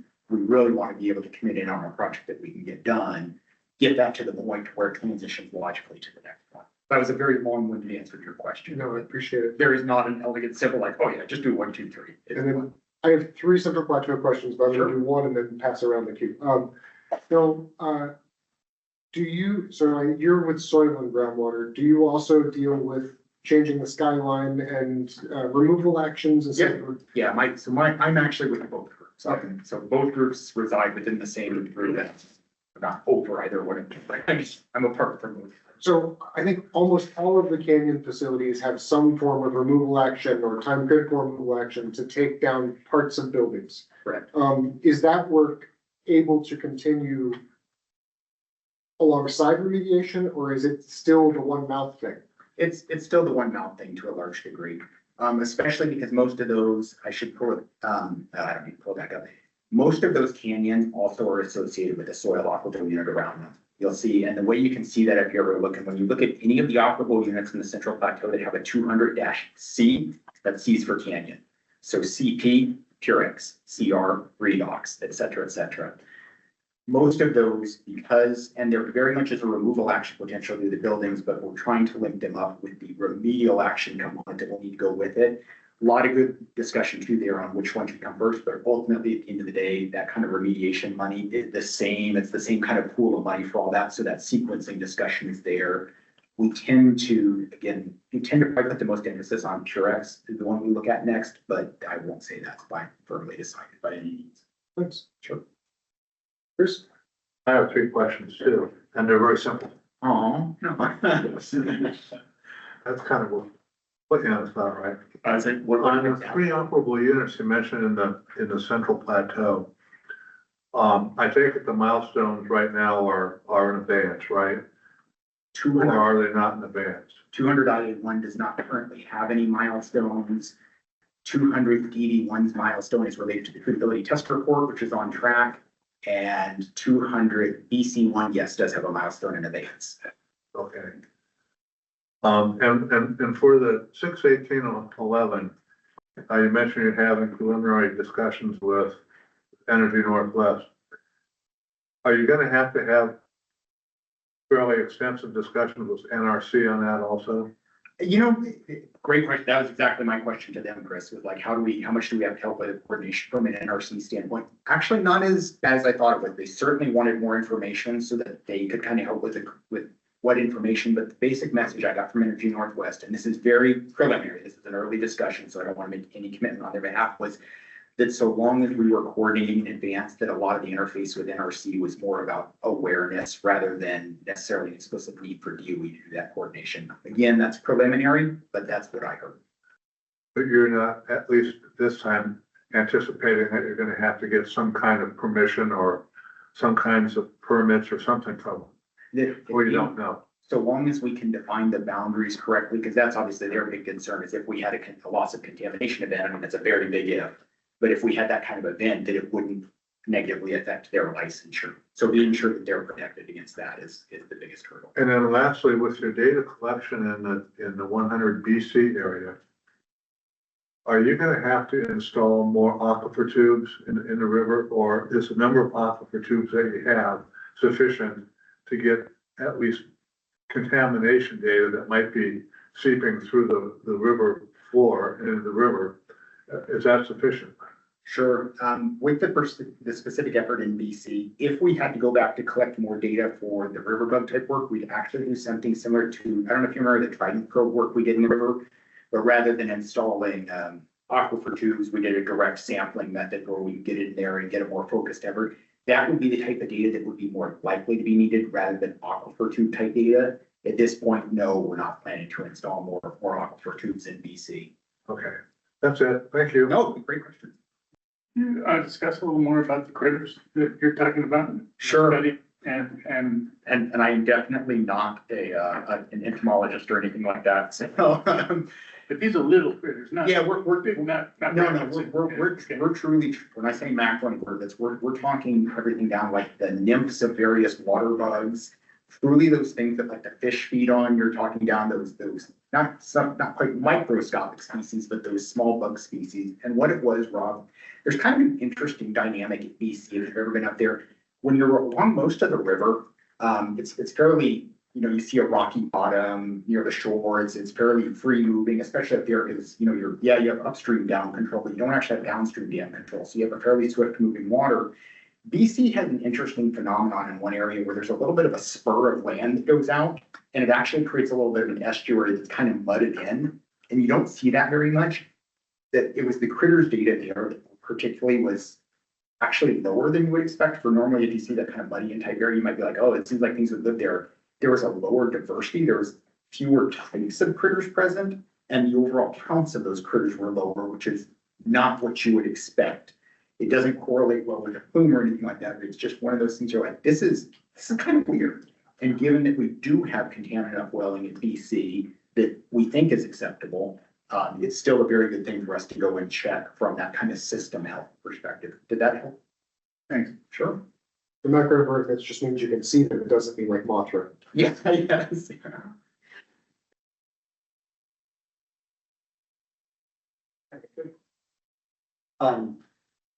One of the challenges, I don't know if it was intended to help you make your decisions, but the LIDS committee was asked to leverage risk reduction success to address cleanup challenges. And I assume the intent of this request for advice is to get citizens or have consensus on what you should consider in doing this. But, the terminologies put in here is things that were successful and effective.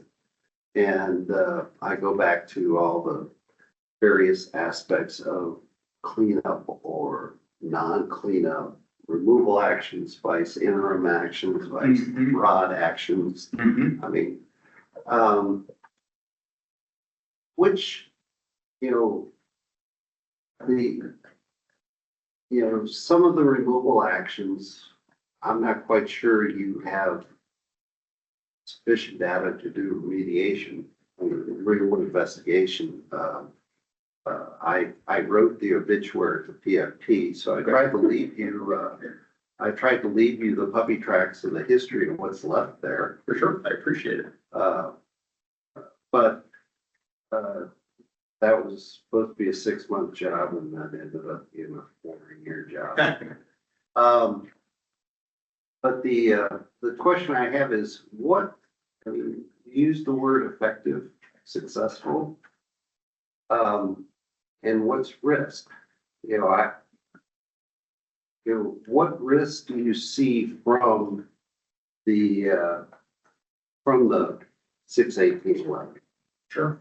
I see risk in maybe future action difficulty, but not, I don't think it's gonna go away very fast.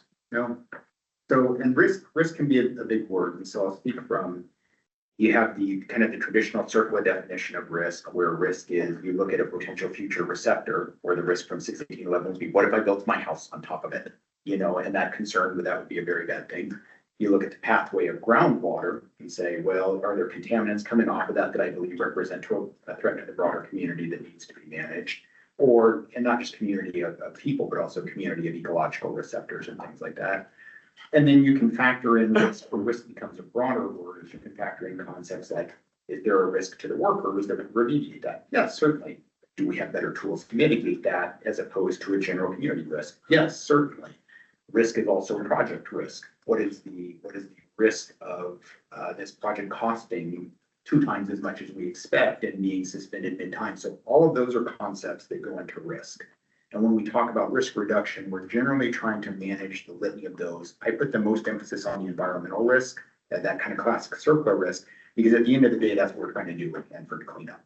Is we're trying to get that to that point where that is about those risk reduction of for the future users or for through groundwater pathways.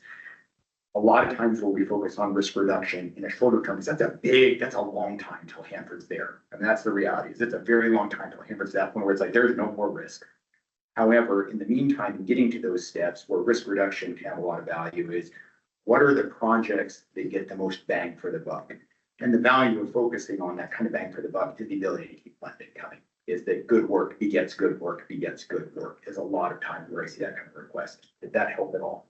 Well, a little bit. There's another type of risk, insult risk for the public. I mean, and we are supposedly implementing the public. Mm-hmm. And so from that standpoint, insult risk, AB is a lot further away than 324. Correct. And hence, trying to I go back to the old PRTR reactor. Mm-hmm. Very few people know that was the first containment ever actually used for an event. Mm-hmm. No, they vented within 24 hours. Mm-hmm. So I guess there are different risks that come into play, and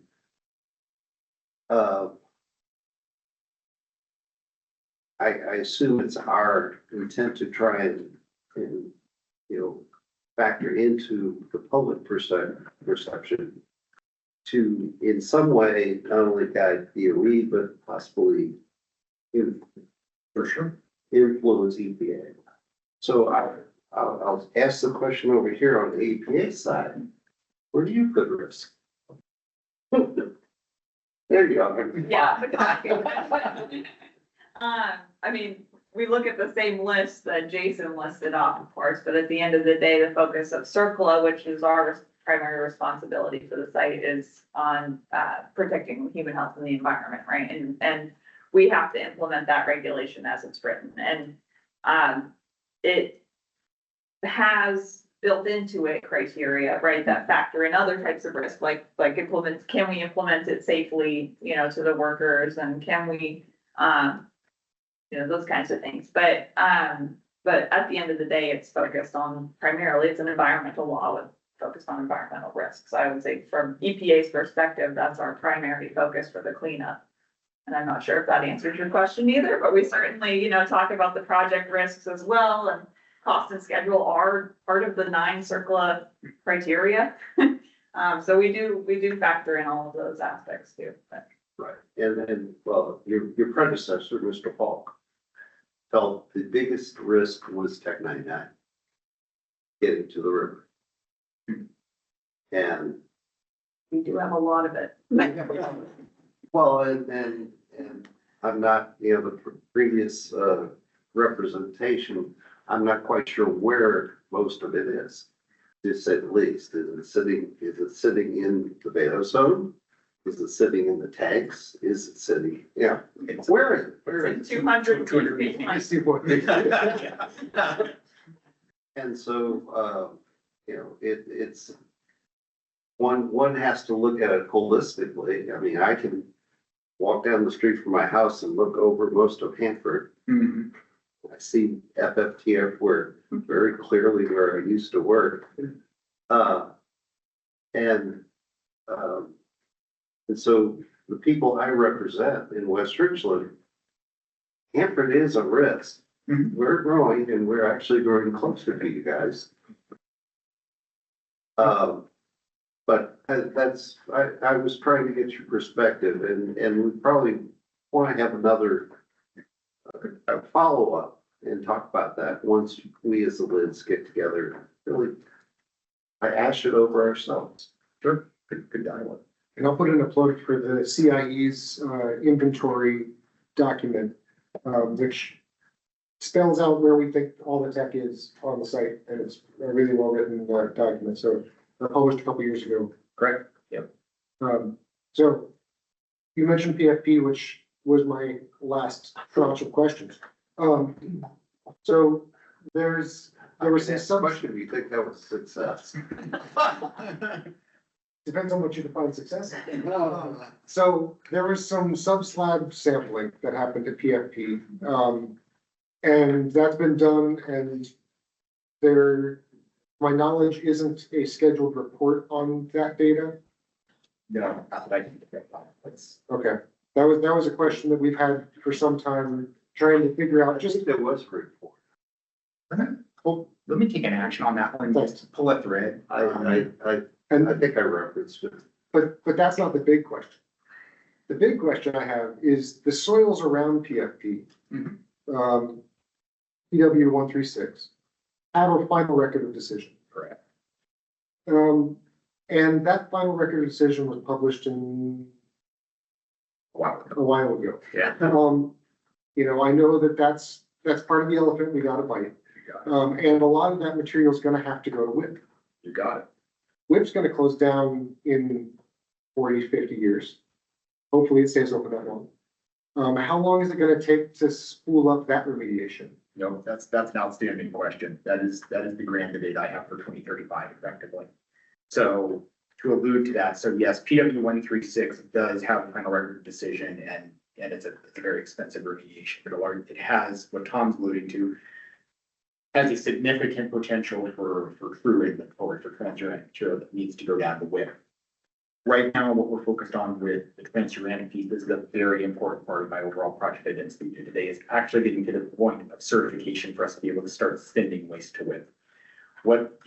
Anyone who's ever, there's a nice document that's put out every year called the True PMP that really kind of lays out some of this. If you read that document a couple of times to get your head around it, what you'll see is that we're working towards the certification, and then the idea that the first thing we're going to go and get true after we deal with what's already in above ground storage is the retrievably stored waste in SW2. The grand question is, what happens after SW2? And getting into PW 136 is a very logical thing, because we also, aside from the WIP closure, there's the need to, WIP does not operate on we'll send you a bunch this year, not that year. They need a fairly level loading for planning, like the coordination with WIP takes quite a bit. So looking at how we can sequence that shift from SW2 to PW 136, while also trying to balance other things that might be there from large cost factors that have other draws, that's the biggest challenge I have looking at 5 and beyond. So that's a total non-answer, Tom, other than telling you that that's where I think that is trying to correctly define that sequencing and working with both ecology and EPA, where ecology, EPA, and I believe all agree right now, is that it's very important to get the certification program going and to be able to do that, to even be able to have that discussion. And is that separate from the comprehensive cleanup negotiations? Yes, but no. Okay. Because at the end of it is not part of the same milestones, but the fact that those milestones exist and what they represent is very important to the discussion. And the fact that at the end of the day, you start to see some dovetails and overlaps, yes. Yeah, I was gonna say, some of the operable units here, you'll see milestones related to them in the cleanup. Same cleanup milestones. But sometimes it's going to be because they have transuranics in them in the future. Like 61811 has transuranics in it that we have to deal with. And I will say, I don't view that as a non-answer. Okay. I really appreciate the context and the complexity of all the decisions that have to be made and realize that, you know, you're not ultimately the one making those decisions, it's Congress. I mean, it is. It's Congress needs the planning. That's the virtue of why we've been working so hard on concepts like the adapt milestone approach, is to be able to work with the regulatory partners and say, in a world where funding is not infinite, and that's the reality, where do we put it in the ways that gets the most achieved when none of our projects are 1 year long projects? So that's a lot of the context that we try to put.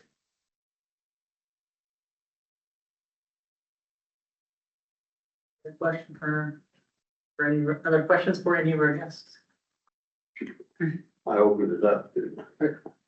I have one more, if there's no one else. No one else yet? Go ahead. FMTN. Mm-hmm. There was recently another, removal action well, the way I read it was basically bringing it almost to slab on grade, or not quite. Speak to that Okay. probably, very broadly. Okay. So it is ecology, lead, I think, for FFTF, but the most recent action memo or, removal action work plan that went out is primarily for hazard abatement. The way it was worded, I also initially read it as basically slab on grade for all of FFTF, and that is not what it was. It was a lot of surveillance and maintenance, and it did include, though, a piece for sodium residuals. I don't remember all the details of it, but I would say you probably have to look at it again with that in mind, that when it said hazard abatement, it is not the same as demolition. Okay. And it, at first glance or read, I was like, whoa, this is big. And it's not all of that. There is a separate, action memo, what was it, a change form or whatever, that was processed a couple of years prior to that as well, that added a bunch of the ancillary buildings around FFTF into the general D&D action memo.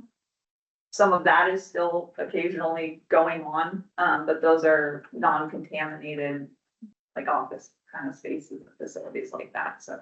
Those ones are D&D slab on grade things, but it's separate from this other one about the hazard abatement that reads like initially. Yeah, okay. Thank you for the clarification. I got one minor one for you too, just because I meant to mention it. When you mentioned PFP sampling and went to PW 136, that makes sense, but also don't forget that the PFP area is significant from a 200 WA1 direction to the large part of 200 WA1. That area around PFP is also important there. So just as you're thinking of it. It's a pretty big jigsaw puzzle. It is. Well, there was talk of trying to combine that into one PFP unit. And that, to my perspective of knowing PFP intimately, yes. Yeah. There's gotta be one action. Yeah. Once you start it, you can't stop it. I agree. Question, Chris. I have a question on PFP. Is PFP slab still there, or has it been removed, and have they sampled soils below the slab? I'll answer better than me. The slab is still there. It is, I mean, all the slabs are there. And the tunnels are still there. They didn't excavate. The tunnels don't worry me. The PRF slab, which is the biggest, it's a plutonium sandwich, which will be which will be I couldn't agree with their process. But, so it's the biggest source of plutonium that's left with the slab. The rest of the other slabs have minimal contamination. But they haven't sampled the soil The Soils beneath it? they did, that was, Jason's gonna follow up on whether that, not there's a report on that. Yeah, drill through it. There was, Sounds good. yeah, that was, once PFP was down, that was, the next step was they were gonna do subslab sampling of the soils. Well, no, they were going to do slab sampling of the PRF soil underneath the PRF. That's all right. Yeah, we'll I'll let you guys. Yeah. My memory's getting fuzzy, I suppose. Because there was a sampling and analysis plan that was written 2016, 2017 for sampling below the PFP slab. Right. And I just wondered if that's ever been implemented or Or the PRF plan. not PRF, plutonio finishing plan. Yeah, PRF. so there, Plutonium I recycling. think we're talking about two things, because there was both, I think, from my recollection of being in this room. Which the PFP brings up another sort of communication thing. Brian Dixon wrote the SAP for PFP for sampling below the slab. Yeah. So one thing that could be helpful, from a communications standpoint, I was thinking back, and there used to be weekly fact sheets when there was a big project happening. So PFP, when the project was restarted, they did a weekly PDF to show this is what's left, this is the MAR, this is, that, and it was a really nice infographic. Same with the Purex Tunnel 2 as it was being built. There was an update, so the public was really included, even though there isn't a final product. So as you're working some of these larger projects that, we know there's not gonna be a report for decades. That type of communication to show the virtuous circle that work is being done, it's progressing safely, it's reducing risk, that might be something to look at. Yeah, I had fun with those PDFs. I actually made like a clip art, flip book of them, so you could watch the tunnel filling up. That's good. 5 minutes left. Anybody else want to talk?